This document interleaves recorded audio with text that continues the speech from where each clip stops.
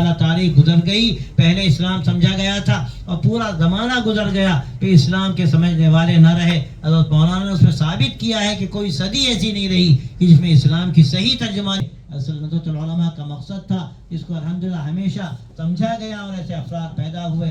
ہمارے اخیر دور میں بھی حضرت معلمی صاحب رحمۃ اللہ علیہ کے شاگردوں کی ایک بڑی تعداد ہے۔ اخیر میں حضرت رابع صاحب، اللہ تعالیٰ ان کی تربت کو نور سے بھر دے، اللہ نے ان کے کام کو مولانا نے حضرت معلمی کے کام کو سنبھالا دی کہ انہوں نے اس منزل تک پہنچا دیا کہ الحمدللہ وہ کام محفوظ ہے۔ اللہ تعالیٰ آگے بھی اس کی حفاظت کرے، اور آپ حضرات کو ندوۃ العلماء کا آپ ترجمانی کرتے ہیں، اللہ بھرپور ترجمان بنائے اور حقیقت میں دین کا صحیح اور بھرپور ترجمان بنائے کہ ندوے کا اصل مقصد یہی ہے۔ میں آپ سب کو مبارکباد دیتا ہوں۔ میرا حال تو یہ تھا، میں سمجھتا تھا شاید 2 جملے بولنا کہلوا دی، میں نے وہ کہہ دی۔ اللہ تبارک و تعالیٰ خود مجھے بھی توفیق دے، اللہ میری بھی رہنمائی فرمائے، اور ہر طرح کے بات سے، ہر طرح کی غلط اقدام سے اللہ تعالیٰ حفاظت فرمائے۔ اس ادارے کی ندوۃ العلماء کی اللہ حفاظت فرمائے کہ وہ امت کی حقیقت میں ایک امانت ہے، اللہ کے نبی صلی اللہ علیہ وسلم کے دین کو آگے بڑھانا ہے، اور پورے عالم اسلام میں جو ہمارے ندوی فضلاء ہیں ان کو اس پر آمادہ بھی کرنے کی کوشش کرنی ہے۔